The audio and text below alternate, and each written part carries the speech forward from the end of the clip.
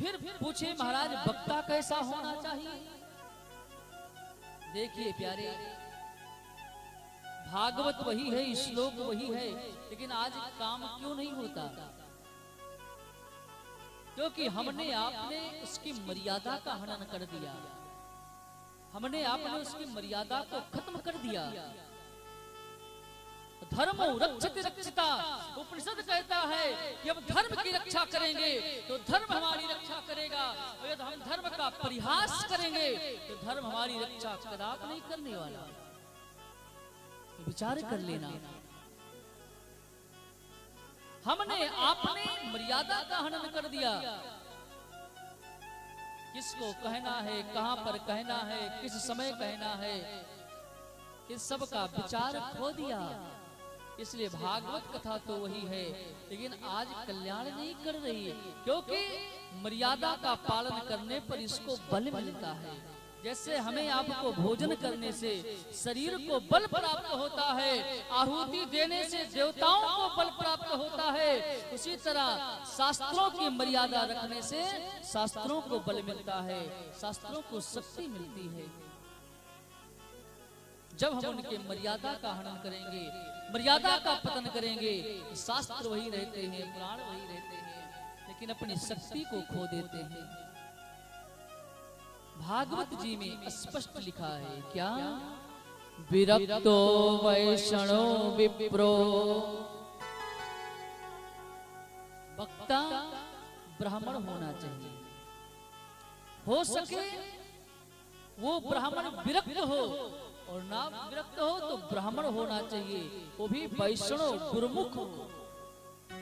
शास्त्रों ने तो यहाँ तक बताया है कि बिना गुरु किए हुए किसी व्यक्ति के हाथ से जल ग्रहण कर लिया जाए तो वो भी एक मदिरा के समान।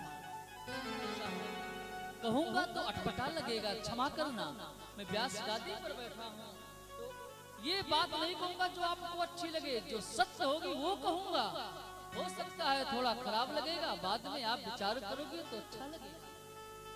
गुरुमुख वक्ता हो, ब्राह्मण हो, इस तरह से वक्ता को बना करके कथा सुनोगे तो परम कल्याणकारक होगा।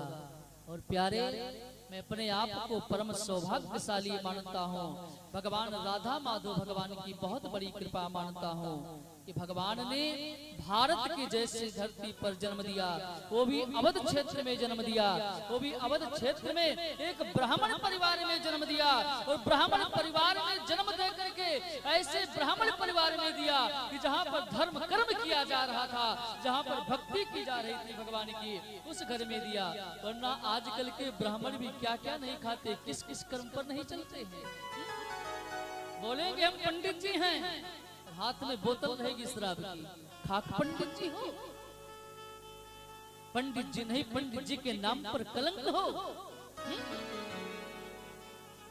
इसलिए प्यारे, ब्राह्मण हो तो कंधे पर जनेऊ, सिर पर चोटी, ललाट पर चंदन। ये मैं नहीं कहता कि सभी लोग बस बाबा बन करके सभी लोग बस कथा कहना चालू कर दो, लेकिन अपने ब्राह्मणत्व को मत भूलो। अपने परिवार को चलाने के लिए कोई भी कार्य करो, कोई भी बिजनेस करो, कुछ भी करो, लेकिन कम से कम अपने ब्राह्मणत्व को तो बचा करके रखो। अपने खान पियन, रहन सहन, उठन बैठन को तो बचा करके रखो। हमारे यहाँ 4 वर्ण हैं। ब्राह्मण गुरु है, मार्गदर्शा है, क्षत्रिय समाज के रक्षक हैं, वैश्य इस समाज के पालन पोषण हैं, जो चौथा समाज है इसको शूद्र समाज कहा गया, वो सेवादार है, सेवक है, कार्यभार देखते हैं क्या होना है, क्या कहां पर।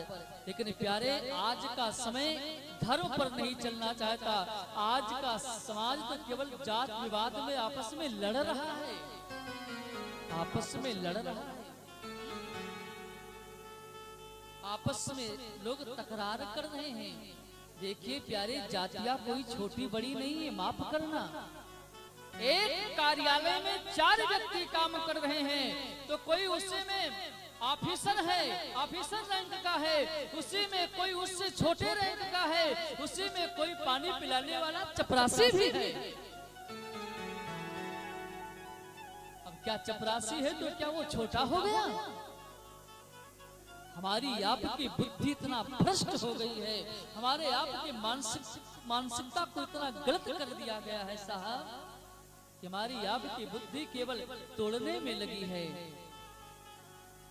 सब जगह अपने अपने पर उच्च हैं, एक दूसरे का हर कोई सम्मान करे, एक दूसरे को आदर दे। शास्त्र ये कहते हैं, पुराण ये कहते हैं, संत ये कहते हैं। इस प्रकार से वक्ता को बताया